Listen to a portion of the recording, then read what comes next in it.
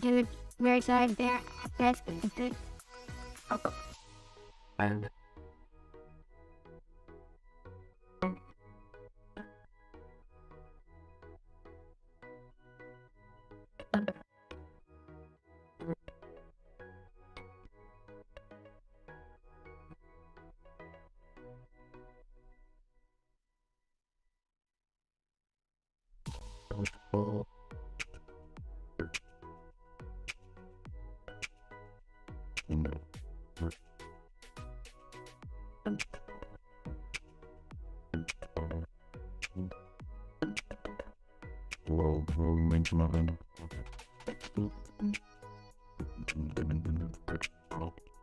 This is a hanging out.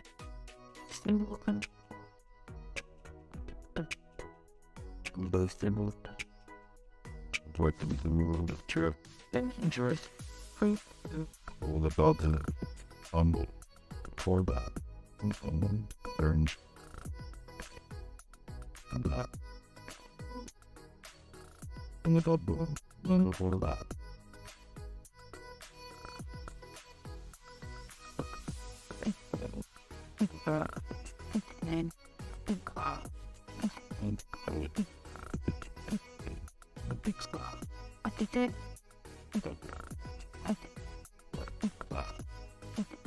Very sad. There's that dude.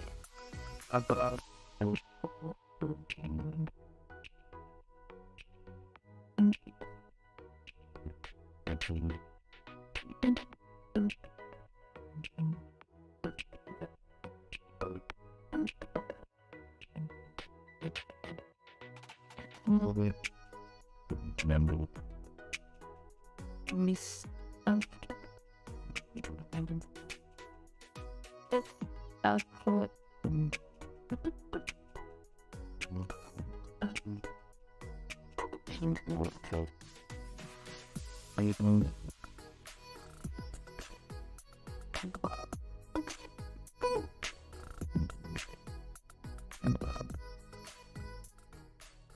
Oh, what's going on, everybody? It's another Monday. It was a very Monday, but most important, we are here, Living Force Day. We're going to talk all about Rey, what she's been up to, what she might be up to in the future, and of course, we got a little bad recap and a special guest host. So without any further ado, let's get rid of this day. Wes, punch it.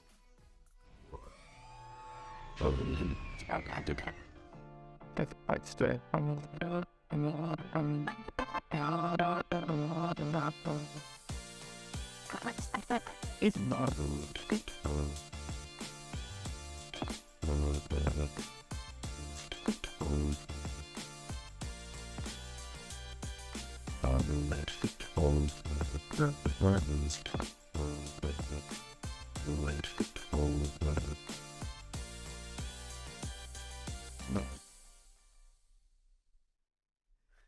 Hello, everyone, and welcome to the Living Force, a UTD Network podcast. Tonight, all about Rey!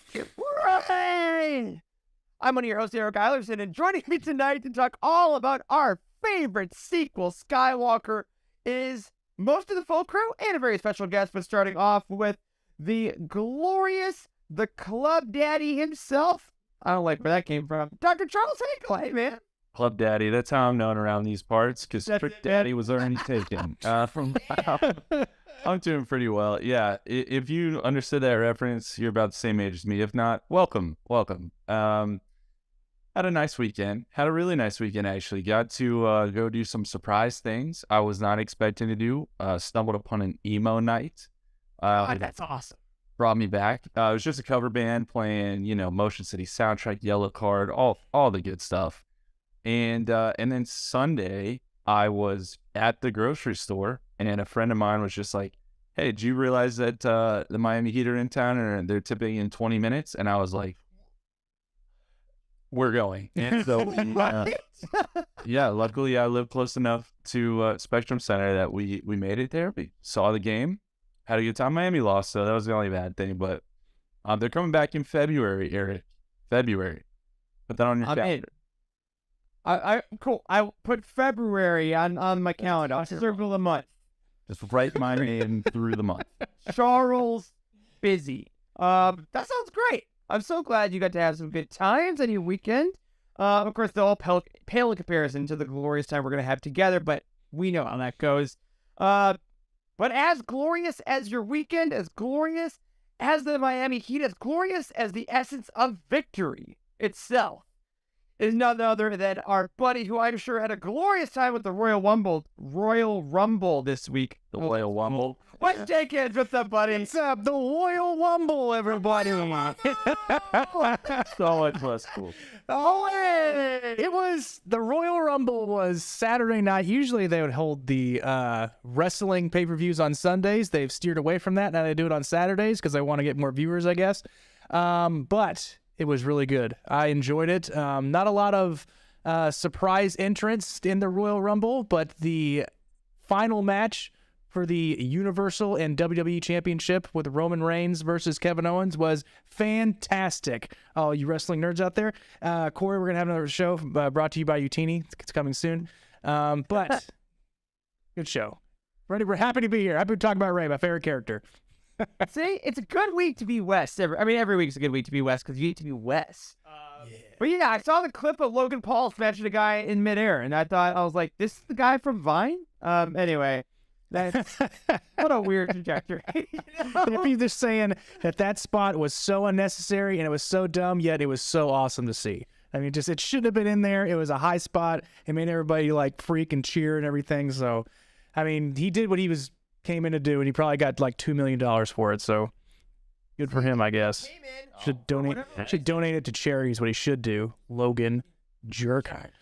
Help him for 5 seconds to be out of the headlines. But it's a Logan Paul podcast. It's a Rey podcast, and oh my goodness, guess what?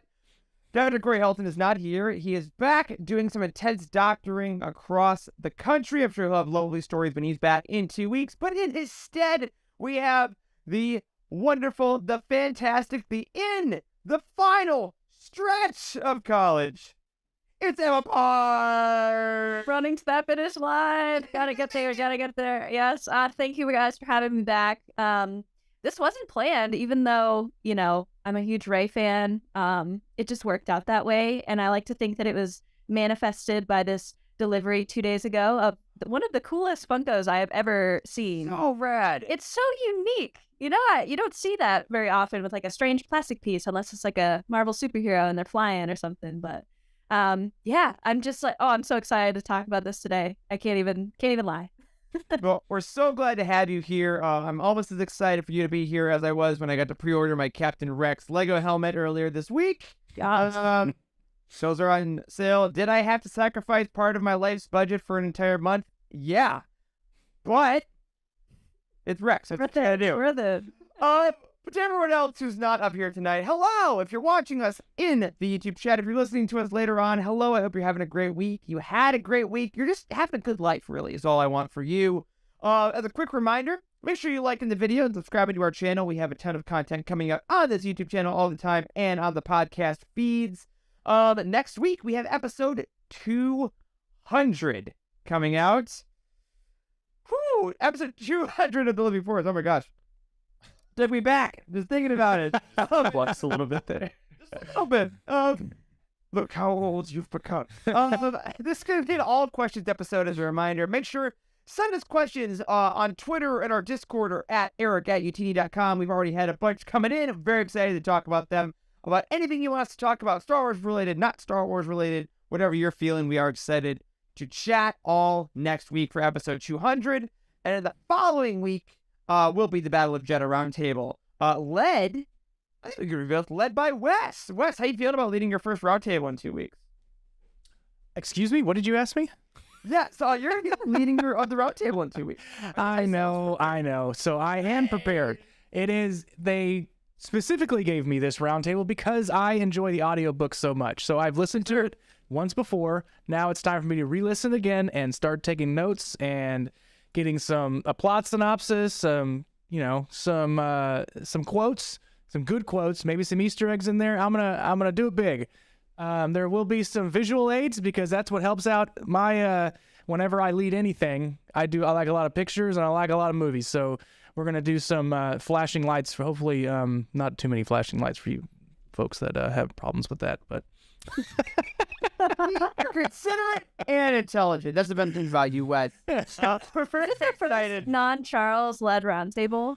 No, I think I led one. Yeah, I think You led last time. Okay. It'll be the first West roundtable. yes. Oh man, it's gonna be the first ever. Cannot wait. Another 2 weeks from tonight. We will see you there. Talk all things Battle of Jeddah. So our life updates. I want to share a little odd thing. That I haven't done in a while. Guys, I read a non-Star Wars book. And listen, a lot of you listening and watching do that all the time, and that's great, and I love that for you. When you read everything about Star Wars, watch all the Star Wars, and you live a full life and you work and all that stuff, it just gets hard. But I dedicated myself to reading a full non-Star Wars book, and I gotta admit, it's Star Wars tangential. Because it was by a High Republic author. It was The Oracle Year by Charles Soule. And why did I read this, you ask? Because our good friend Timothy Guthrie recommended it to me. 2, I got Charles Soule to autograph it when I saw him at C2E2 like 2 years ago. Oh, nice. But most importantly, because I miss Charles Soule books. Light of the Jedi is probably my favorite Star Wars book of all time as far as best written, what I love about it. And he hasn't written a Star Wars book since then, but a lot of comics. I just kind of wanted to get his prose back. Without spoiling anything, I'm going to pitch this to you guys. You want me to pitch this book to you guys? Please, this is what it is. Okay, here's what it is. We said no now. That'd be messed up, so please continue. That's so rude, frankly. So this book, this guy, Will, wakes up one morning with 108 predictions in his head. 108 predictions of things that are going to happen in life. I thought you were going to say 108 degree fever and then I thought so from there. For a year. And he just lives with it. Where did that of death? No, he had these predictions in his head. And he publishes some of them online, and they all start coming true. And it's this idea then, what does the world do when you have someone that can see the future? Like, he's anonymous, but there's other people that say, oh my gosh, all these things are going to be real. I have no free will. And people are like, this is the Antichrist, foretelling the end of days, and he has to deal with it. Does he sell the secrets? Does he keep the secrets? And it's a really great mystery, kind of puzzle novel. Takes a lot of twists and turns. If you like Light of the Jedi, you like Charles Soule's writing, highly recommend it. I read it like the fastest I've read a non-Star Wars book in years. So that was my week. I read a book. Adult hat on the back. Palate cleanser. Yeah. Yeah. Because Charles, you read, did you read Miss? I read Mistborn by Brandon Sanderson. Yeah. And that was great. That was the first time I'd done that. I did that over Christmas break when I didn't really have other Star Wars things to be reading, and I really enjoyed it. And one day I will probably read the second one, maybe by episode 400. It's coming. To be honest. Coming. Yeah, I know, but you got other stuff. You can't be reading when you're going to Hornets Heat games and finding emo clubs. True. Charles, I gotta put you on blast here for a second, though. What's your favorite emo anthem of like the late 2000s, early 2010s? Like that they played or didn't? Oh, what hit your soul? Or band? I can even say what was your group?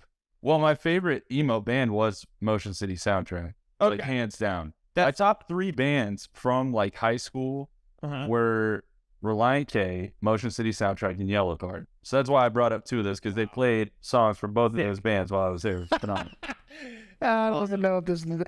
Are you more than you born in for? I knew it wasn't it, but It's so basic, man. I was absolutely like Fall Out Boy. No, I would say Panic at the Disco. They broke up this week because they suck now. Panic at the Disco, though, back in the day. Paramore and All Time Low. Those are mine. Solid choice. Anyone else? Yeah. Emma, what did you started before you were born? Answer. All before.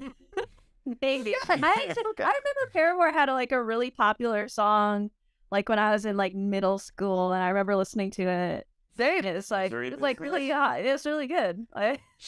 Different middle school, Charles. It's okay, buddy. Yeah, true. Whoops. Bless you. Wes, I gotta say, your weekend. I always love your weekend notes in here. What happened to you this weekend, man? What did? all right. So I had to be an adult again. I figured that the appliances that I purchased 8 years ago were gonna last me the rest of my life, and they should. They're strong pieces of machinery, and this particular appliance is a washing machine. And I purchased it 8 years ago, but I purchased it used, so it's probably 25 years old.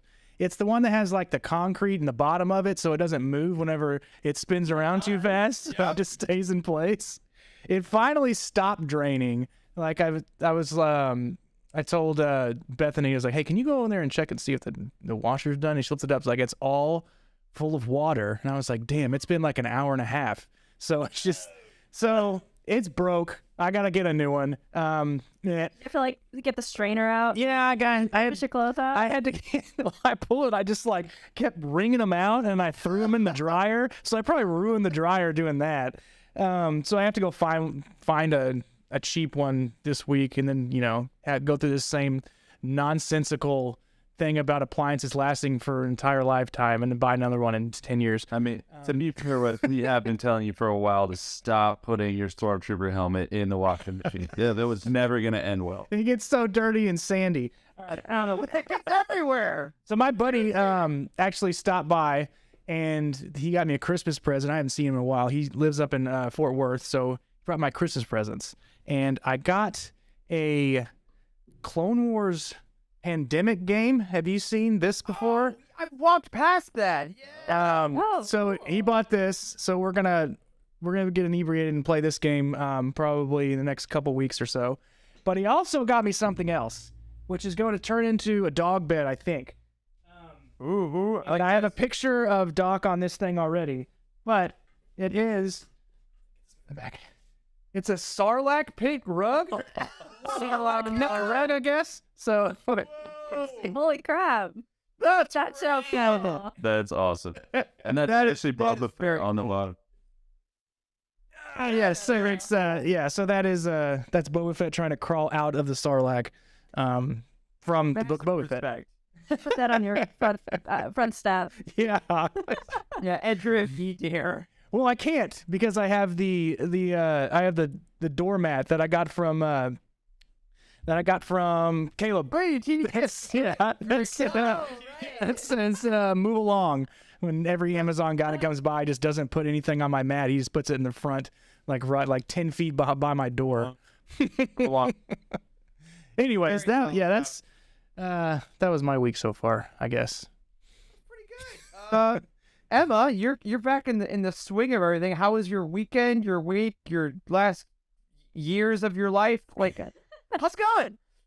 Yeah, it's going pretty good. You know, it's been really snowy here in Maine. I've been back at school for like 2 weeks, but I've only had like 4 days of school or something like that. It's been just absolutely. I have never experienced this many like snow days in a row. And then campus lost power and didn't get it back for a couple days, so that was some free days of video games for me, which was nice. And yeah, I've just been chilling, you know, on my last semester of college, and that's been going really well so far. It's a little too early to tell. Knock on every wood. People, if you're listening to this and there's a plank near you, knock on it. Everything we need for Emma here. Yes, please. You know, let's see. I graduate in May, so like we're very close. We're nearing the end here, so been doing that, and yeah, I've been really enjoying. I want to mention this, The Last of Us show. Yeah, I watched that a couple hours ago, the most recent episode, and I literally had to like redo my makeup. I was crying. Like, it's like the most well done TV show that I've ever experienced, and I'm so glad that I played the game beforehand because it is making it feel like so much more special to me. And not that you can't watch it before the game. Like my dad is watching it, and my mom watched the first episode, but she's like, "Oh, I'm kind of tired of zombie shows." But it's not really like a zombie show. I would say it's a lot more than that, you know. But yeah, man, and you know what? It's Pedro Pascal season, and we love to see it. he's doing so well. Yeah, if that is in the future times. The most recent episode is episode 3. No spoilers on this show, but it's been very talked about. The Dusty Box out. Yeah, I sat by myself last night after watching the Chiefs go back to the Super Bowl. Go Chiefs. Die Eagles die. Oh, say it. I'll say it. You Cowboys fans. I'll be brave.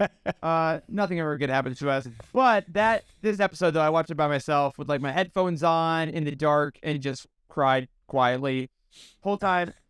Really incredible stuff. I'm loving it. And again, as a fan of the game, it's different enough. It's fun enough. And today my dad called me because my dad also is watching it, Emma. Oh, He called me, watched episode 3 of The Last of Us, and then he watched The Banshees of Inisherin right afterwards. For those who may have seen that movie. He's like, I just had a day. Those are 2 of the best acted things of the last 5 years. That's a lot. That's a lot to take. Hell of a day for Chris Eilerson. Wow. Yeah. Yeah. So yeah, I've been really enjoying that. I just, you know, not a whole lot going on in my personal life because you can't do anything outside in Maine when it's like this. But The Last of Us is really keeping me going right now. It's not negative in Maine. How negative is it in Maine? Is it Right negative now, in it's Maine? not negative yet, but in 2 days it will be negative 14. Ew. Charles, we're so better. That's not real. It's just not nice. And my parents on the day it's gonna be negative 14. No, the day before it's gonna be negative 14. My parents are leaving for Florida. It's just rude. Rude. Bye, have fun. Yeah. Like, yeah, we gotta get out of here. See ya. They're going to Disney World. They're going to visit my grandparents in Florida. It's like, it's not fair.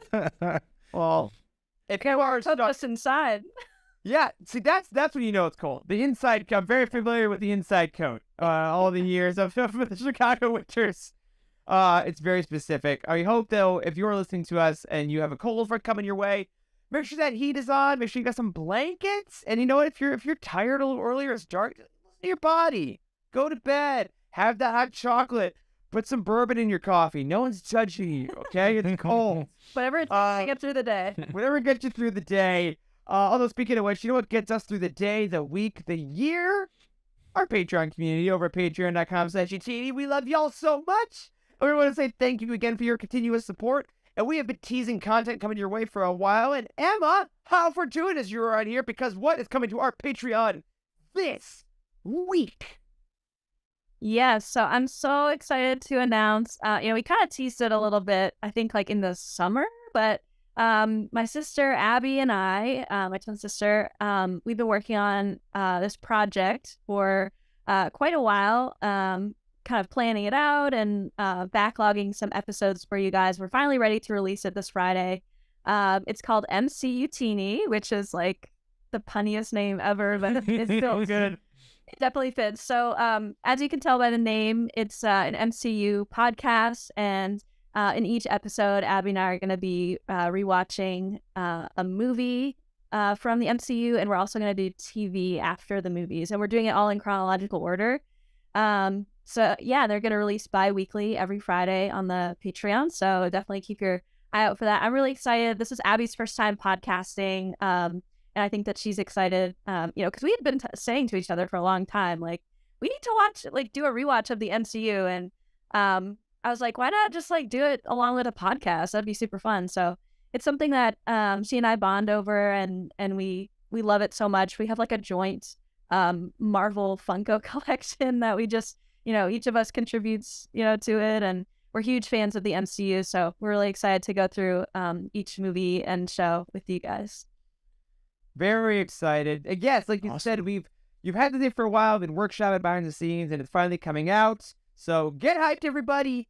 MCU Teeny coming your way. And then, of course, with Quantum Mania coming, and the God King, Jonathan Majors. Yes. I mean, come on. How long till he's in Star Wars at this point? Let's be real. Whenever Adam and I get to that episode, it will be chaotic. Yes. It will be very chaotic. The first one we did was the first Captain America movie was already chaotic. So, I mean, when we get Jonathan Majors in, I don't even know. It will no longer be as cold in Maine. We'll just say that. Fantastic, Eric. Go and check that out. Thank you all for all the support and all the stuff that is coming your way, including episodes of the Star Wars Archives 3 months early. Those fellows are working crazy hard all the time. Episodes of the Ghost Crew are being recorded and banked for our upcoming season, and the Eugenie Hatchfield documentary, the movie commentaries, and more. All right, West, we just got a little piece of news, but it is absolutely worth a Star Wars weekly roundup. It's the Star Wars Weekly Roundup. Roundup. All right, everybody, for the Star Wars Weekly Roundup this week, we just got a confirmation from our good friends at, Penguin Random House Worlds. That's the name. Del Rey is gone. Penguin Random House Worlds is here. That's right. So like I said, it's also kind of the first piece of pseudo news. When you get your script copy of the Battle of Jeddah, as I'm sure you will, because that's coming out on February 14th for Valentine's Day, on the spine, it will no longer say Del Rey. It will say Penguin Random House Worlds. So disrespectful to Rey Skywalker. So disrespectful. But just so you know, that is coming. And they announced this week we got a full synopsis for Cataclysm, the upcoming sequel to, I guess you're right, it's a sequel to Convergence. It's like the next High Republic project, but it's really the direct sequel to Convergence. And slight spoilers ahead, I guess, if you haven't read Convergence, if you haven't. But I figured we'd go through it, kind of chat about what we think about it, and get ready for the book that's coming out in April. So, the plot synopsis reads fully as follows. After 5 years of conflict, the planets Irem and Arano are on the cusp of real peace. But when news breaks of a disaster at the treaty signing on Jeddah, a battle. Violence reignites on the beleaguered worlds. Together, the royal heirs of both planets, Bantu Zen and Ziri Alberon, are working alongside the Jedi, have uncovered evidence that the conflict is being orchestrated by outside forces, and all signs point to the mysterious Path of the Open Hand, whom the Jedi also suspect of causing the disaster on Jeddah. I also suspect them, dear reader. With time and answers in short supply, the Jedi must divide their focus between helping quell the renewed violence on Irem and Arano and investigating the Path. Among them is Gela Natai, who turns to the one person she believes can unravel the mystery, but the last person she wants to trust, Axel Greylark, the human disaster. The Chancellor's son, imprisoned for his crimes, has always sought to unburden himself of the weight of his family name. Will he reconcile with the Jedi and aid in their quest for justice and peace, or embrace the Path's promise of true freedom? As all roads lead to Dalna, of course, Gela and her allies prepare to take on a foe unlike any they've ever faced, and it will take all of their trust in the Force and in one another to survive. Dang. All right. So, there it is. Emma, I want to go to you first. Initial thoughts, because again, we've all talked ad nauseum about the Path and certain things on Roundtable, things like that. How do you feeling about this, I don't know, kind of big based? I have some embarrassing news to share. How behind are you? Eric, no judging, Eric. Very behind. Okay, so I'm all caught up with the comics, except for the Blade. I haven't started that yet. So you're not all caught up with the comics, okay? Okay. This is not a safe space. I started Convergence last night. Okay. That's Three Path to Deceit. Oh, no, how to see? That's what I meant. Oh, it's fine. I got it mixed up in my head. No, I just started. The Tessa Grattan and Justina Ireland one. So far, I'm loving it. I fell asleep in the middle, but it's not their fault. It is my fault. School's fun. But no, it's good. It's good. Like the comics so far have kept my interest. Like with Jedi and the whole. Yeah, that was actually an interesting order to read it in. I don't really know what I'm reading because like I got introduced to the path of the open hand through the comics, which was like really that's interesting. wild. And like the first person I saw from the path of the open hand was the Herald, which I'm pretty sure you're probably not supposed to do, but that's okay. He's interesting though to me. I mean, he's got like his tentacles cut off and stuff, which is like badass, and I'm ready to find out what that's about. But I'm so sorry, I cannot add any further insight to that book other than that it sounds awesome. You know what? I appreciate your honesty. And that's it. Look at Paper Red Neville's Worlds at Work. Even if you haven't read the other books, it sounds good. I'll buy it. That's fair. Charles and Westman, what are you guys thinking? I'm interested to see the dichotomy of the two different views that are going on right now between the Jedi and then the path of the open hand, saying that the Jedi are the ones that are like using the Force, and because they're using the Force, something else is happening because of them, I guess, taking advantage of the Force. They should not be doing that. It's a very interesting concept. I got really into it as we were reading what's the second book? Convergence, yes. But for the Hidden City, but Converge. Okay. So it all started like kicking in, and then they also elaborate way more on this in the Battle of Jeddah. So I enjoyed that piece. So it seems like some people are on the Jedi side, some people are on the path of the open hand side. So there's not one right group to cheer for right now, I guess. I mean, obviously we know what's going to happen, but Even having just read the comics, there was that what was that like conference called? The something of the Force. The C, the Convergence, I can't remember it. the chill out of the Exactly, the co-op of the they're like the It was like a consortium, but it's not consortium. Oh my! This is gonna be what does me in actually fully. Oh my god! I can't believe. Shut help us out. No. Oh, you're getting closer though. The contemplation. the what? Convocation. No, stop right. Convocation. Was convocation? Yes. Yeah. Jeez Louise. Wow. Collaboration. Collaboration. That is also a good guess. I'm like 99% sure it's convocation though. I read this like 2 nights ago. I should remember, but even like just reading that, like I'm just like so intrigued by all these different viewpoints, and I don't really thought about it before. Like, yeah, people are going to use the Force in different ways, and I'm excited to like see that explored further. Yeah, Charles, where you at? I'm ready to get back to Axel.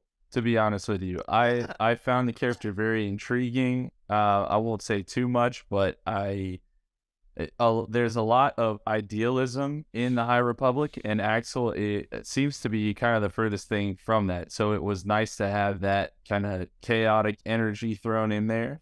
So yeah, I'm ready to get there, and I'm ready to. I think we've got to be getting to some more payoff and some more answers and some of the things that are going to be really important for moving into phase 3. So I'm certainly ready for that. Yeah, I'm with you there. I love Axel. I really, really enjoyed him in Convergence. He was probably one of my favorite characters to read. I will be honest, this synopsis took me back a bit because I feel like it's kind of retreading a little bit right now because it's saying the Jedi are investigating the path. It's like that's what they were doing in Path to Deceit. And Iron and Arano are fighting again. Well, that's what they were doing in Convergence. And it seems kind of that all the kind of major plot points of Wave 1 are kind of just being repeated again because, it didn't work. Let's see what we can do. And I don't know if that's because the mother and everyone was so obviously the villain from the start that they're like, we got to keep seeing what's going on. I'm like, it's them. What do you mean? They brought a leveler. Like, it's... So maybe as reader, we kind of saw behind the curtain a little early. That I'm like, there's no mystery with this now, but I'm hoping that the execution does bring us here because I have been missing a little bit of that, like propelling force of Phase 1 of like, big event happens, the characters are going through stuff, everything's forward, and this one we're constantly trying to figure out how does it connect to this, like, we should know eventually why Markion Ro hates the Jedi so intensely after this, and it should be worth creatively leaving all those characters for like a year. So, good point. I'm hopeful, but I gotta admit, my walls are up a little. I don't know. I'm a little apprehensive only because this synopsis does sound like the pitch for Wave 1 almost again. It's interesting, Eric, that you say that, like the mother and stuff is so obviously the villain, because I was thinking the exact same thing when I was reading the first chapter of Path of Deceit. It literally said that her ship is called the Gaze Electric, and I was like, boy, we already know what these people are up to. That's correct, but then it's like, there's been like 1,000 other pages since then, and I'm like, so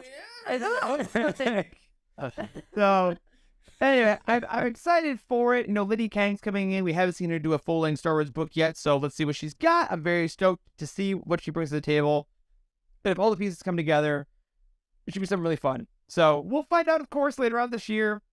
But as I said, before that all happens, the Battle of Jeddah, you got to get caught up on that. If you had a little trouble with the audio drama, like some folks have been having with like finding out who the speakers are, what's going on, that script book is coming out February 14th on Valentine's Day. Make sure to pick that up.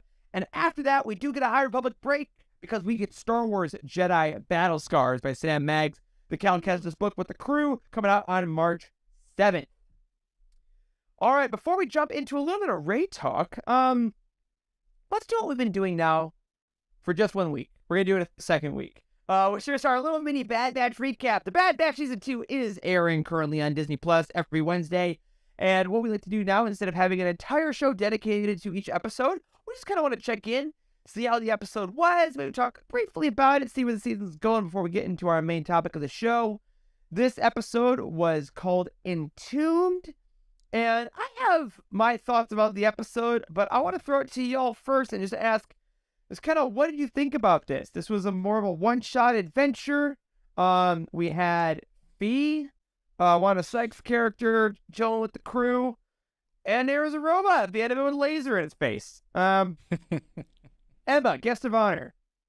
Have you watched The Bad Batch season? Yes, I have. I'm all caught up. I watch it every morning. All right, what you think about Entombed?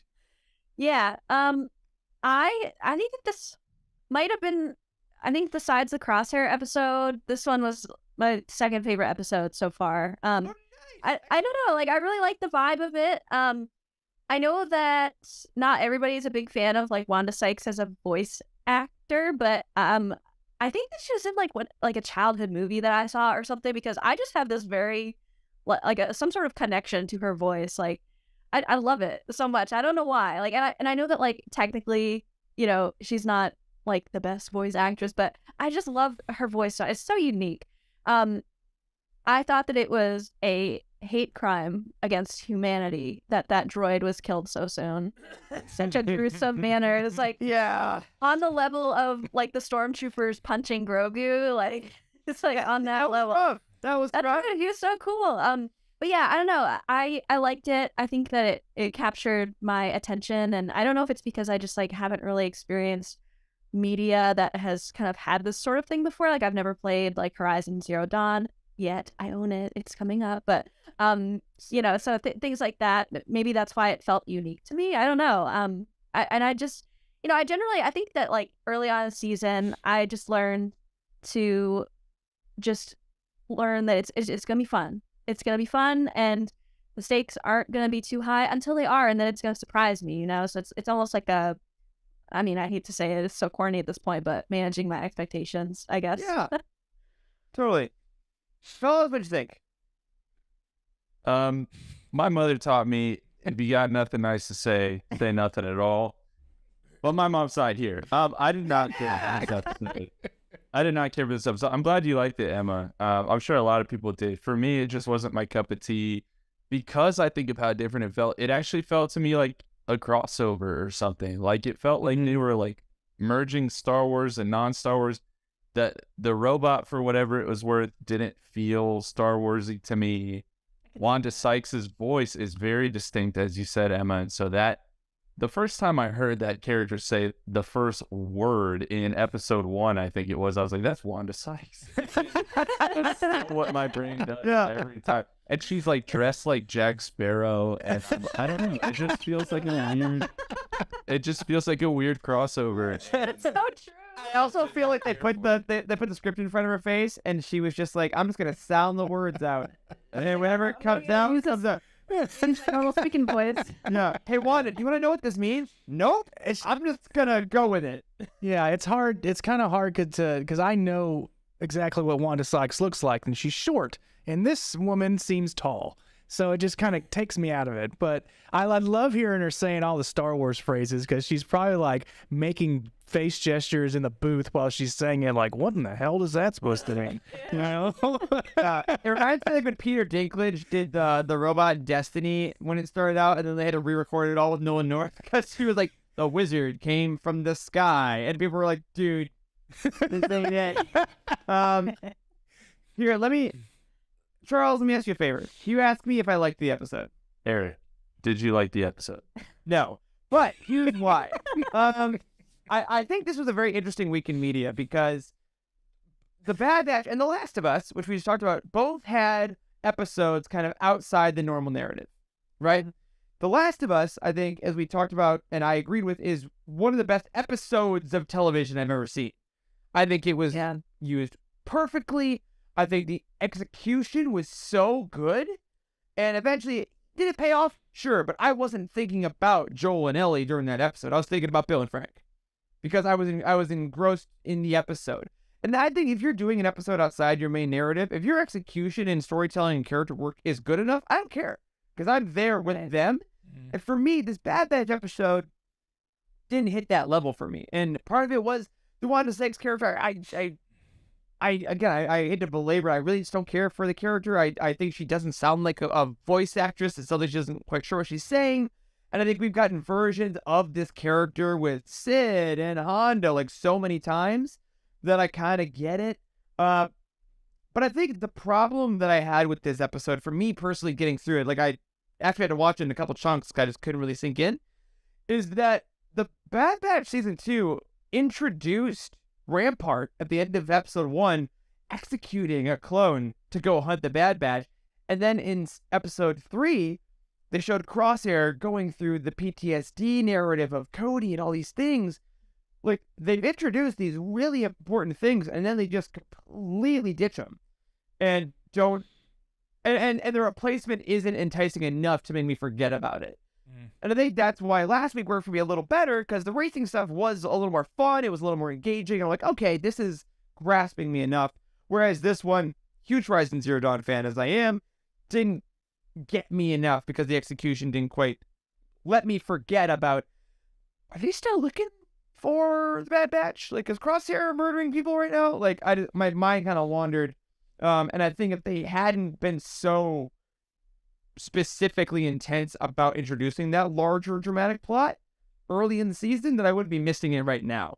And I think we had a similar feel last season, if I'm remembering correctly. Like, the end of season 1 was awesome. And I think there were a couple episodes in there were great.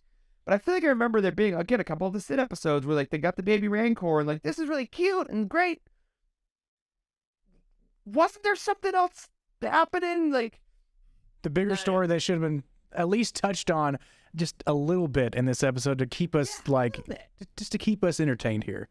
Yeah, and that's exactly what The Last of Us did today. It's like, it ended up with Joel and Ellie, and then it cut to the other story. But I think what The Last of Us proves is that the story that you cut away to doesn't even have to matter in the overall narrative, because when you think about it, they didn't need to tell that story. We could have understood it perfectly fine. Yep. They needed a car. They got the car. We didn't need to know about Bill and Frank. Yeah. But at the same time, though, it's like it hit emotionally. It's done so well. Execution is everything. And the other thing, too, is that, like, these Bad Batch episodes could literally be placed in any order you want, and it wouldn't matter. And that's kind of a problem. That's a great point. That's a great point, actually. I love that analysis, yeah. So, we'll see. You know, again, are we going to keep watching it? Yeah, it's Star Wars. We already paid for Disney+. Come on now. Like, easy question, but I'm hoping it's a tradition. Yeah, I hope that the execution really kind of just amps up a little bit. Later on, so we'll see. I mean, but just remember, we're still waiting for a lot of awesome things from the trailer. So just absolutely, yeah. There's still a lot to look forward to. Why does this giant mechanical monster look familiar? Like the head looks familiar because it looks like it's from Zepho. Yes, it does. It does. Yes, that's it. It looks like this Zepho. Okay, that would have made it super interesting if we went to Zepho or something. That would have exactly what it looks like. The beams, when you're fighting the guys, remember they shoot the beams out of their chest and they I hated those guys. Yes, that's what it is. I had to Google how to get past those guys. Well, you're still not past them. I'm back from my nightmares. Anybody else think that, like, when they activated the, robot thing, that it was giving me a little bit of, like, World Between World vibes? I hate to be that person, but, like, with the white lines and stuff is, like, kind of weird. Yeah, I can see that. I absolutely, literally hate being that person, but I just had to mention that anyway. God, Filoni's like, I'm gonna do this one thing and then I'm never gonna touch it again. And people are like, "But why?" Like this right here, like, oh, that's what it is. I'm not touching on it. I realize that it's just meant to be like, technology or whatever, but still. I gotta say, this is gonna sound mean spirited. It's not meant to be. Omega is reminding me a lot about Dora the Explorer this season. No. Like, where should we go? Over there? But there's a monster. Can you see it? It's like, oh no, it's so. I hate that so much. Good analogy. I hate it, but it's true. She rocks. She's really good at battle. She has a lot of skills, but I'm like, who is this dialogue sometimes? I'm like, is it Sid? Go this way. Yeah, she's also easily swayed through adventure. Where now? Let's go. Come on, everybody. All right. So that was Bad Batch. We'll see you for next week. We still have Omega, though. Yes, but come. Is anyone else just hearing her sing the backpack song now with that accent? Backpack. Oh no. Oh no. Okay, so Dora Omega aside, we'll see her on Wednesday. Let's talk about a character that is not like Dora the Explorer, but does pave her own way, as it were. Rey Skywalker. Why are we talking about her this week, you ask? Well, because this week we got a very, very, very loose piece of quote-unquote italicized question mark news. When Brian Davids, a reporter from the Hollywood Reporter, who has been responsible for some leaks and stuff in the past, tweeted out a GIF out of nowhere. And sometimes this means something, sometimes this means anything. But it was of Rey with the two little eyeballs. Here's the GIF right here. It's of her in her poncho feeling the rain on Octo from The Last Jedi. And it just had eyeballs looking at it. And a bunch of people said, Daisy Ridley was at that Lucasfilm lunch a couple months ago. Okay, she said she was visiting. Interesting. She's been asked recently in interviews about, what are you up to? Would you want to visit Rey again? And she said, well, I'll take a call and little things like that. So I just want to ask you guys, just gut reaction. Is this anything, or when you saw us, I've heard about this, did you think this might be something like, we're going pure speculation for a bit, and then we're going to go back, but where are you as far as just this as news? Listen, Brian Davids, if this is a hoax, you will be hearing from me. Okay. It'll be great. But no, like in reality, okay, I just want to like set the scene for everybody. When I saw this on my Twitter feed, I was with my sister, and I dropped my phone, and I screamed, Oh, wow. just like that. It scared her, freaked her out. She's like, Emma, I think you're crazy. I think they said that they're not doing any more, of the main Star Wars movies. I said, Abby, it doesn't have to be a movie. It could be a show. It could be a freaking, like, audiobook that she voices. I don't even care. Like, just give me anything and I'll be happy. Like, okay, in reality, though, I really, truly, like, in my heart of hearts, I don't think that it's episode 10 or anything like that, because I think that it's a little bit too early for that. And I think, I can't see John Boyega wanting to come back to Disney right now. Like, I think that there was some mistreatment there a little bit. And, if they were to bring Rose back, I can't really see her being inclined to come back to, the absolute shark-infested waters that is the toxic side of Star Wars fandom. However, I truly could see some sort of show, like a live action show about Rey, and maybe even just like a solo journey of her just like exploring the galaxy. What is the state of the galaxy after the rise of Skywalker? Is there still enemies out there? And I don't know. I do think that something's in the works. I can't say exactly what I think it is, but I think that there's certainly something to it for sure. I think that's fair. Wes, you've said many times, including even on this episode, Rey's your favorite character. Yeah. Where does this take your mind? I read the tweet from Around the Galaxy podcast, and it makes me think that there is a movie in the works, but now that I just listened to Emma's explanation, there's no way there's a movie in the works. It is too soon. It's too soon. For sure it's too soon. And I don't know if a story before The Force Awakens is warranted, or if that can be pulled off, but maybe something in between The Force Awakens and The Last Jedi. There could be something there. I don't know. Because then you have to bring back some of these characters that said that, they need to take a break or they don't want to be associated with Disney. But what if this just means nothing? I mean, what if it just I just really like this GIF and I found it in my library like the other day and I just wanted to post it. Like, check out, she's touching the water, guys. It's crazy, right? It was raining that day, and like that was it. But I think this Brian hearing from a lot of angry people. Yeah, in a bed. Myself. But it could be just maybe Daisy Ridley shows up at Celebration. Well, that happened. It'd be cool, but that would.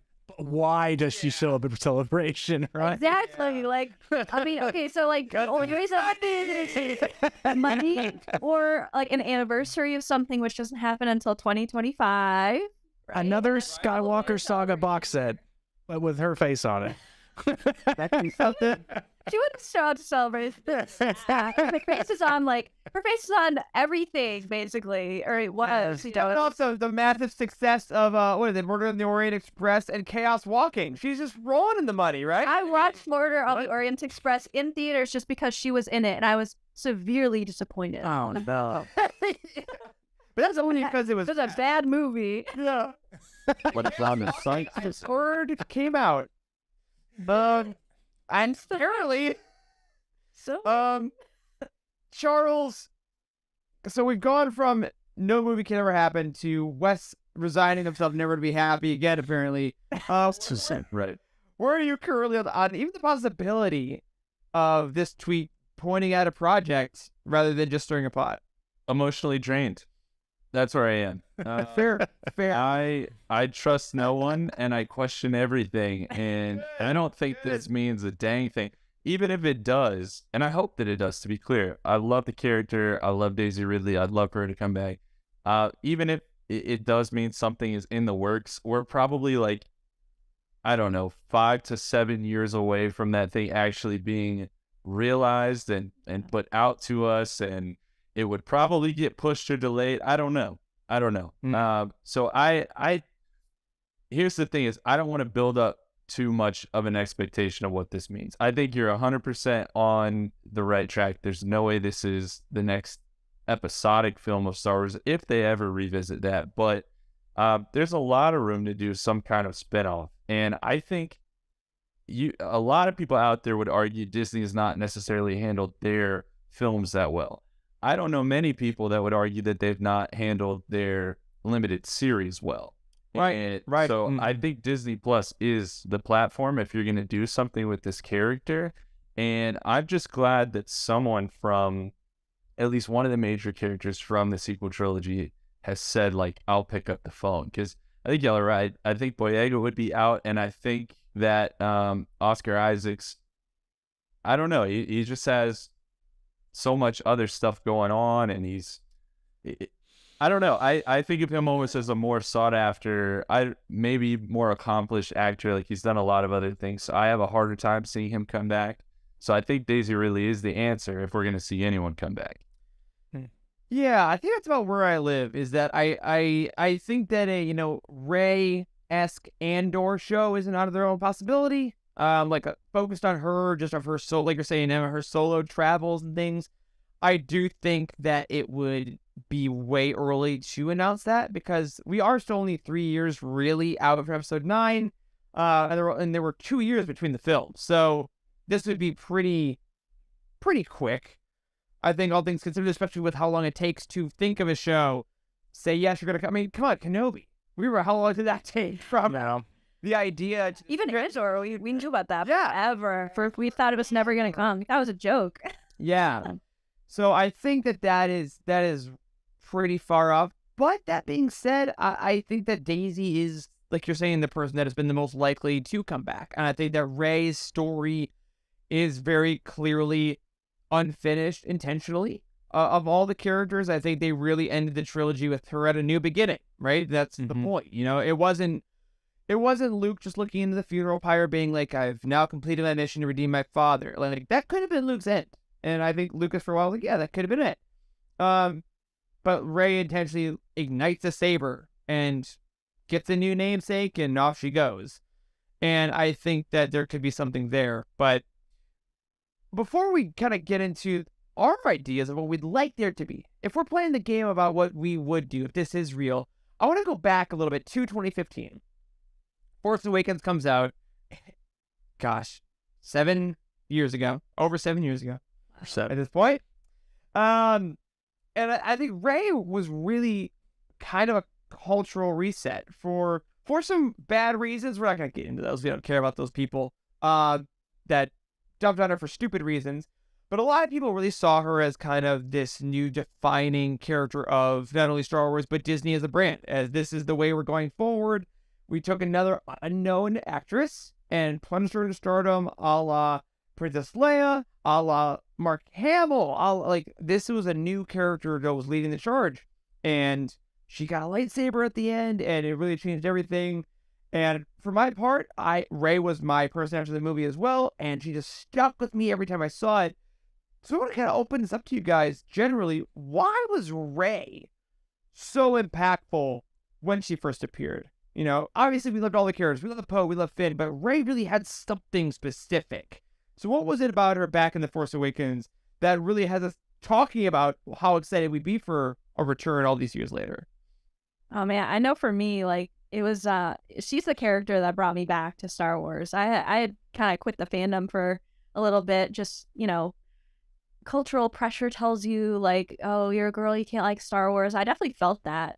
I also felt like I didn't really see myself in Star Wars until Rey, honestly, because I was always drawn to the Jedi characters like Luke and Obi-Wan, but I never really saw myself as a Jedi. Of course I loved Princess Leia and Padme, but I wanted a lightsaber. I wanted to see myself on screen. Of course we had Ahsoka, it's a little different in live action though. Like it almost feels a little bit like you're more like validated or something. And I remember like seeing her, forceful the lightsaber to her on Starkiller Base is like the moment I was just absolutely sold, and like I had like I felt like I was floating. Like it was just like the best moment, and I think that I finally was able to see myself on as a Jedi on screen. I think that was definitely the case for a lot of other people around the world, really. And I also think that she's interesting because she's not like the traditional Jedi. She wasn't like technically even like trained at all when she did that. Like that was her first time using the Force. We never really get to see that ever, that perspective. Usually it starts when they're a little kid and we meet them at this age, when they already are trained and know how to use the Force. But we got to kind of experience that training with her. And I think that all of that is just many reasons as to why she's fascinating. I know that like in Force Awakens times, the conversation was all about like, what is her heritage and her, who are her parents. I think that that's definitely a lot of her appeal, right? Is that, she teaches us a good lesson of like, even though you descend from evil and things that you don't want to be, you can still choose who you want to be. And I think, despite all the controversy with, how that went down in the movies, whether it was planned or not, whether it was flipped around or not. I know that I'm not personally happy with that, but I do think that people place a lot of like anger about that onto the character when really it wasn't her fault. Like Rey wasn't in the, writer's room. It was like not her decision. So I have a lot of like thoughts and feelings on Rey and her treatment in not only like our world, but also, how she was developed. But I think that she's such a catalyst for more diversity in Star Wars and in the types of roles that we get to see people in. And I'm just so happy that we have her character. She's the reason I got a lightsaber tattoo on my wrist. Like, it means a lot to me. Like, she really does. Gosh, I mean, it's so much. There's just so much, like you're saying, about her. Like all of that and more, people just latch onto. And I think one of the coolest things about Rey, especially in Force Awakens, is that she does kind of represent not only the people who haven't been represented by Star Wars before, but even those that have. She is the one that's looking at Han Solo like, you're Han Solo, and you're Luke Skywalker. Like, she is us looking at our heroes being like, cool. Like, she's powerful, but she's also in awe of Star Wars. Yeah. And I think that's why so many people identified with Rey of like, did you come from a place you don't really like? Yeah, okay. Do you do a job you don't really want to do? Do you find that if you met Luke Skywalker and Han Solo, you'd probably lose your mind? Yeah, absolutely. And even further on down the line, whether you like the choices or not, like, do you find someone that you are angry at but kind of might be attracted to? Yep. Do you find out that your lineage is not what you thought it was going to be? And do you have to still move on anyway? Like, I think her net of experiences is maybe the largest in Star Wars. Oh, definitely. Yeah. It's also, even in the beginning of The Force Awakens, like being kind of a loner, feeling loneliness and things like that. That was super interesting. Childhood trauma, even. Like, there's so many people. She reaches so many people. I can't really think of a character that reaches more people, honestly. Yeah. But the other thing about her that I find very endearing in The Force Awakens is that she still has like this attitude of the moments I think back to are when she's wearing the pilot's helmet, just sitting on Jakku, and then when she tells Han that she bypassed the compressor.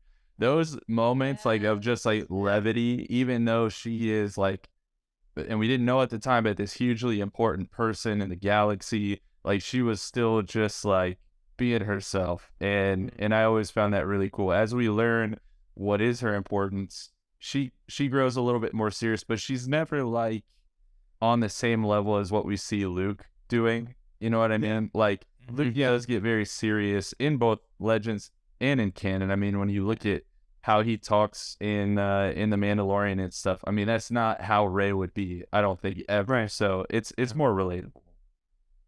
Yeah, her I think her like raw emotion is what like allows her to touch into the Force, especially when she reaches, like, she does the Force pull. That's the first time we've seen the Force pull in ever since when you introduce a character as a Jedi, and we didn't know she was a Jedi, right? Right. And so when we saw like Luke sat down with Obi-Wan, and Obi-Wan was like, "Hey, I'm gonna train you as a Jedi." And he was like, "All right." And then like he didn't have a choice or something. So and then I'm gonna make you the assistant manager. That's how the conversation. Absolutely. Okay. Toss me the keys. And like, and especially in Tross when she does the Force lightning out of her fingers, all those kinds of things kind of, and I mean her origin story, the thing that we had thought up until the Rise of Skywalker, her story of being from nowhere is something where it gave everybody an idea that anybody could be Force sensitive. You didn't have to be from the specific family and all that, and so. That's what I latched onto. That's what I was when everybody saw Broom Boy. Everybody's like, "There's another one. We got another one of those nowhere kids." Yep. You know. So is that guy? Who is he? Is he a? I don't know. He's like a lineage from Kiadi Mundi somehow. I have no idea. Well, based on how many wives he had. Yeah, the mother's genes had to take over quite a bit, I guess. Yeah. Yeah. Well, yeah, that's what I latched on to. I think a lot of people did too, and they were some people were disappointed when she turned out being a Palpatine. But when I heard that she was a Palpatine, I turned over to my buddy Kyle and I just shook the shit out of him, and I was like, "He's a Palpatine! Can you believe that?" And he was just like, "No, I sure can. Can you be quiet and try to watch?" But I mean, it is what it was. I could take it either way, but. The story from where she was from nowhere is kind of I wish they would have latched onto that. And they're not saying that you can't do that with somebody else, right? So I mean, somebody else could be Force. I mean, a lot of Jedi were that way. They weren't all from a specific lineage that made them Force sensitive. Yeah, and technically, like her parents were nobodies, but in terms of like they were what did she say? They were like drunks or something. Filthy drunk traders. Yeah. Filthy drunk traders. That's Drunk- for drinking money. There we Because go. they drunk traders. Drinking money. Right. And he just happened to be related to Palpatine, right? So it's like she's not even like directly related. So Yeah. I think that there's like multiple ways you can spin it in your head. I'm with you, Wes. Like I was definitely iffy on it at first, and I think I was like really upset about it because I had this idea in my mind that like she came from nowhere, and that's what it was, because usually you don't change that type of thing in the last movie in a trilogy, but take it with stride, and then you kind of I always like to think like it's not Rey's fault that her story changed like that, but instead you can kind of use that to get a different message out of it, and in a way we kind of got like two really awesome messages out of it, like even if the execution was poor. Yeah, I think that's where I go for it too. Is that the Rey Palpatine thing? The realization, her legacy of being a Palpatine. That idea at this point doesn't really affect me anymore. Like I was bummed with it because, like you say, that word again, the execution of it. Same thing as the Bad Batch thing. Like the execution of it, I thought was poor, and that's what I had issue with. Every time I watched the movie, I just don't buy it because of the scripting, because of the filming, because of how it is created as a movie. As an idea in the lore, I'm like, fine. She wouldn't have known. And Palpatine living in the shadows, puppeteer Palpatine. That's well documented. Like that's fine. That's very believable, yeah. Yeah, which is why I think that, going forward, that's really interesting, is that if they can take the Palpatine thing and attach some Andor level execution of product, then I think they can have a really good chance of kind of reclaiming it from those folks that are still bummed by it. Now, are there going to be people that are never going to accept it and think that all the behind the scenes, the meta-ness of it, the changing of the narrative is always going to tarnish Rey? Absolutely. That's your choice. And if that's where you are, that's okay. That it's media. Consume what you want to consume. But I think that there is a real chance to take her realization of being a Palpatine, her, choice at the end of The Rise of Skywalker to be all the Jedi and finally destroy Palpatine, see Ben's redemption, and then kind of come back. I think there's something interesting to go from there. And I wanted to ask you guys to kind of wrap up our talk on her. If this tweet is real, if we get a Rey series, because let's be real, I think it would be a series at this point. I think that makes the most sense. The feature films are going to be something different. If they do a Rey series, would she come back for a kind of monk's walk? Do they bring in anything from that Duel of the Fate script that was leaked way back when, where she was just kind of on her own journey? Does she try to start a school?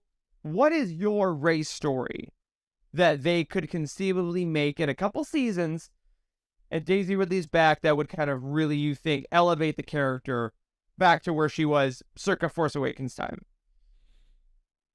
Okay, so I feel like this is about to contradict what I said earlier, but I'm going to say it anyways. Excellent. This is like my wish list, Yeah, why not? So I literally just said a few minutes ago that I don't think John Boyega would come back. I still don't. But what I would like to see is like her training him in the ways of the Force, because I think that's clearly what The Rise of Skywalker was like trying to tell us, but like couldn't get it out for some reason, and which was, you know, an interesting choice. The one of the Lego Star Wars things kind of confirmed that he was Force sensitive, which I know, you know, canonicity can be debated on that, but I would love to see her train Finn, because I think that there's so much more to explore with her relationship with Finn, also with Poe and with Rose. Like, for so much of the sequel trilogy, she's been kind of on her own, except for The Force Awakens. And I feel like we missed out on some of that, like some of her, you know, interpersonal relationships. But barring that, because I literally said that I do not think that's going to happen, I would love to see her kind of use her Force skills to train the next generation. And whether she, you know, starts a school with kids, or just finds like random people on the street and she senses them to be Force sensitive, and you know, maybe they're in a crappy situation. She's like, you know, do you want a better life or whatever? I think that would be really cool. Like, just, you know, going to random people and helping them with their life, because that's a super Jedi thing to do, is to kind of elevate people with your help. So I think anything sort of training-esque is what I would really dig. Yeah, that's what I was. I mean, I'm going to just piggyback on what you just said. Maybe she had her show is she goes around looking for other Force-sensitive beings, children or not, and kind of asks them, hey, do you want to, you know, pursue this feeling that you have that can either help the galaxy or that can help you, help your tribe or your family or something? I mean, to see like that, a journey going that would go to different worlds and then and maybe find Broom Boy. Just bring this kid back. Damn it, he's probably old enough, right? I mean, that's true. That's true, I guess. Can't wait for that. This is Broom Boy now. How old? Yeah. Yeah. So yeah, that would be my guess. I mean, that because you wouldn't have to bring back a number of characters. I mean, you could just have her show her leaving in the Falcon from Tatooine or something, and that way you could think that those main characters are back on other worlds while she's out pursuing something else. Yeah, like it's 6 episodes. That's got to be that. Yeah, right. It's probably gonna be 6 episodes. Yeah, sure. No episodes of that show would star robots and Wanda Sykes. I can tell you that. There wouldn't be enough time. But no, I mean, I agree with you guys. I think that's what everyone always wants to see, is like, hey, how did this person take everything they learned from their arc through this trilogy and pass it on, essentially. Like, that's what everyone kind of wanted to know from Luke. We still really haven't gotten much canon, at least, post ROTJ Luke. I mean, Shadow of the Sith earlier this year really was our big look into that. And I think it's a little bit tricky to do some of those stories because, like, you ask yourself, well, you know, wouldn't Luke be talking to Yoda's Force Ghost and Ben and, you know, Anakin, his father? And wouldn't Rey likely be talking to Luke and to Leia? So I don't know. There are some tricky things there you might have to work around a little bit. Like they did that with Kenobi, but it worked better in that series because Force ghosts weren't really a thing up to that point in the timeline. But yeah, I think it would be tricky, but I think it can be done. And I would like to see her traveling around to different worlds like you're talking about, maybe continuing to learn about the Jedi, because at the end of the day, she says, you know, she is all of the Jedi. She doesn't know that much about the Jedi, you know? Right, So right. As the Kira talk, she's like, oh, yeah, like who the heck is that? Yeah, so a similar story. Books, and she's like, "What does that say?" I can't read. Yeah. So like similar story to what was kind of started to be told in the Battlefront games, like where Luke was, you know, looking for Jedi artifacts. Like telling that story with Rey, I think would be pretty awesome. I'm gonna go a completely different direction, just for the sake of fun. She blows up the third Death Star. There is also She that. hunts down the rest of Palpatine's Horcruxes. We're getting so clear, so close, guys. I think that all the Jedi stories we've gotten since Order 66 have been like, I'm on a backwater swamp planet in a hut. I'm gonna levitate this thing and meditate, and I'm gonna try to rebuild the Jedi Order. Luke's like, I'm gonna go out on this planet and try to rebuild the Jedi Order. Everyone dies. And I think that Rey would. I don't want her just to kind of try to redo that necessarily. Go and where can I go and find students? Like, Luke tried to do that, and there was something off about it for whatever reason. I kind of want her to go to Coruscant and like reintegrate the Jedi and the Senate a bit, but in like a healthy way, kind of like we see in the High Republic, right? Where like the Jedi and the politicians work in tandem together, and I think that Rey isn't quite at that level. Obviously, she's still kind of the only one, but I'd love to see Rey like side by side with Mon Mothma, like. So, Eric, let me get this straight. You're suggesting that the Palpatine should go into politics. That's exactly it. Is it Rey so well the first That's time. exactly it. And she gets the temple all to herself. She goes and she says, Misa proposed. Emergency powers. To Misa. Misa. Yeah, I think I'd like to see the Jedi just get integrated again into the fold of actual society. And maybe it's because now after seeing Coruscant and Andor, I'm like, thank God. Can we please just have people? They have been touching on it, so I mean, yeah, like we keep getting all these stories of the you have the renderings. hiding and there's 7 of it, like actually helping people and actually doing things like the Jedi want to do on a mass scale does require working with galactic powers. And I think I'd like to see as the new Republic or whatever the hell they are now, like builds themselves up on Chandrila or on wherever they're going to be. Hopefully Coruscant, like Not Alderaan. not all. Or what they blow up in Force Awakens? Hosni and Prime. Yeah. None of those. No. But I would love to see Rey actually in meetings with political leaders and actually making the Jedi respectable again and talking about how did the Jedi used to work together and how can I just not go meditate and find another Jedi? How can I actually bring us back into the spotlight because we're no longer being hunted? What I'm hearing is that we're going to get a Jedi robe pantsuit, like politics, hands like Hillary Clinton. Yes. That. There was this TikToker I saw the other day that did like Senator Anakin Skywalker alternate cosplay where like Anakin got to be happy and it was ornate and very Anakin, but with like jewels and all these things. Like, let's have Rey like be in the Senate and like have to deal with being a Jedi, but also deal with that. I think they will. To be clear, this will not happen. They will not do this. But I would love to see. Maybe again, it's the Phase 1 High Republic in me just beating out. I love seeing the Jedi working actually with the galaxy. Yeah. And I think that when they hide away and meditate, it's important, but come on, we can help so many people on a global scale. But maybe Rey can find all the High Republic books, read them, and then learn from those. I got them. They're right over there. There's all of us right there on the side. I'll give her my copies if she wants. She can take signed one. Yeah, she can take your copies. I only got one. I worked too hard for these. I only have one, okay. You were not with me, Emma. But I got mine. Yeah, now, also, all this could be nothing. And Daisy really having lunch and there's a tweet. But, like, isn't it fun She was playing.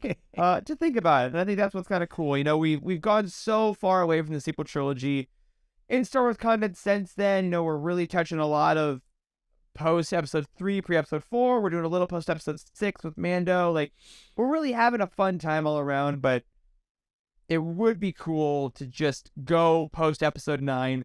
And I really don't think it makes sense to do it without Rey. Because she is there. That. Literally, Yep. she's there. Yeah, is there. So before we get it out of here, I do want to ask, for Daisy, we know you're listening. Hi, love you. Any final thoughts about where Rey has been and where she can go before we get it out of here? Emma, the floor is yours. Yeah. I think that there's just so many possibilities for her story, and even if we get it in book form or comic form, I mean, of course, I would prefer to see it in live action. Yeah, I think that there's just so many possibilities, and I've really enjoyed her story so far.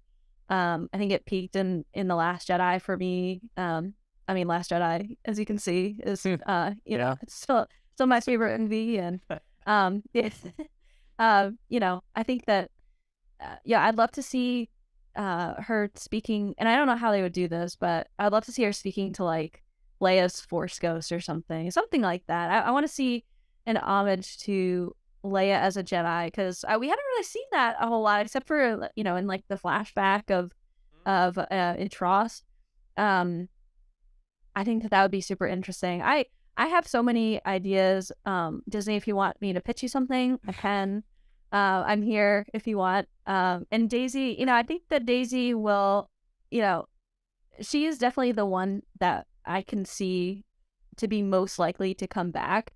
I just hope that she hasn't been like turned off by her experience, because I think the Star Wars fandom, like the toxic side of it, the more vocal side of it, has been just so mean to her. And I also hope that like people's reaction to Trust didn't turn her away either. Like, I know that a lot of people were mostly upset with sort of Rey's characterization and the way that she was treated. And, while I agree with some of it to some extent, I think that we should still be, respectful to the actress, because she had literally no role in making these decisions for her character. I mean, she's been in interviews where she said, like, sometimes they were telling me I was a Kenobi, and sometimes they were telling me I still came from no one, and I didn't know. So, let's just all remember to be nice and respectful to all of our actors and actresses, because, they give us these great characters. I mean, look what Daisy has done we went to Celebration and saw so many little girls dressed as Rey. I mean, that is stuff like that is so important, and I think we need to recognize that too. Absolutely, for sure. Wes? I would just like to see Daisy Ridley on the screen again, whether it be sooner or sooner. So like, Yeah.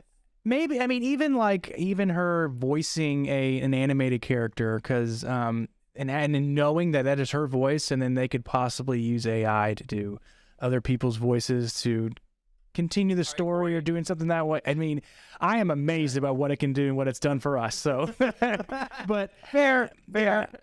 Just having her on the screen gives you some kind of finality that she is in with Star Wars, because I mean, before Star Wars, I haven't seen her anything before Star Wars, right?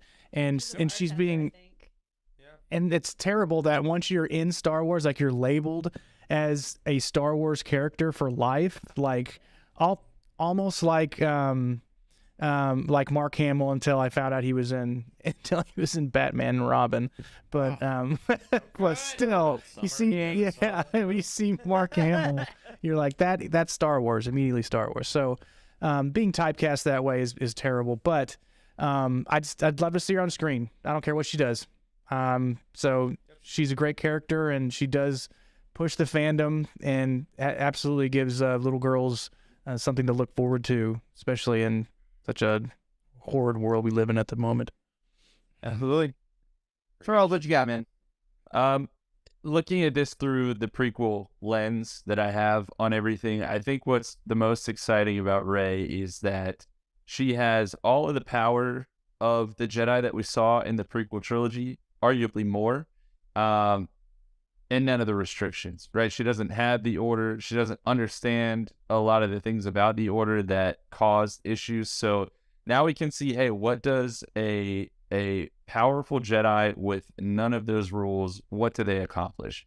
And I think it's going to be pod racing, because how could it not be pod racing? I guarantee you she can do it. I don't care what you say. She might start a league. I don't know, but yeah, I would love to see that. So Rey, pod racing coming to a screen. Pod racing. And it has to. Pod race. Exactly. Right there. It is reminiscent of her speeder from The Force Awakens. Just Yes. Yeah, right that way. She's gonna build her own sim rig in the Falcon. There it is. Well, it's not getting any better than that. I agree with y'all completely. I love Rey so dearly. It's why I bought this freaking heavy lightsaber that I love so dearly. She'll always be one of our best.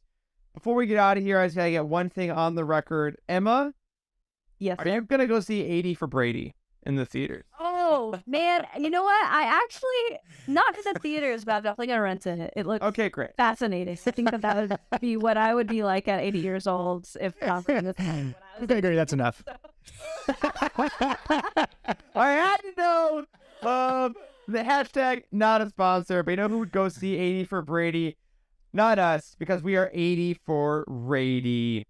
And that, my friends, will do it on this week's episode of The Living Force. Thank you all of our Patreon supporters. Tune in to MCU TV this week before you come back to Living Force next week for episode 200. Make sure to send your questions to eric@utini.com or send us to us on Patreon, Discord, and Twitter. A special thank you to Brian Julie, Earl Q, Robert Thomas, and Carl Sander on our Jedi High Council, and James T, Elizabeth Cloutier, Ashley Ingalls, Chris Carrizo, and Sally and Chris Eilerson in our Alliance High Command. You can find us on Twitter. I'm at Eric Eilerson, Charles Zetzi Henkel, Wes is at Boss West, Emma is at Urban Jedi 26. A special thank you to Matt Davenport, our amazing editor, Ryan, our graphic designer extraordinaire, and Wes, our producer and community manager. Thank you to Charles, Wes, and Emma for podding with me tonight. Thanks to all of you for hanging out, watching, and listening. And as always, may the Force be with you.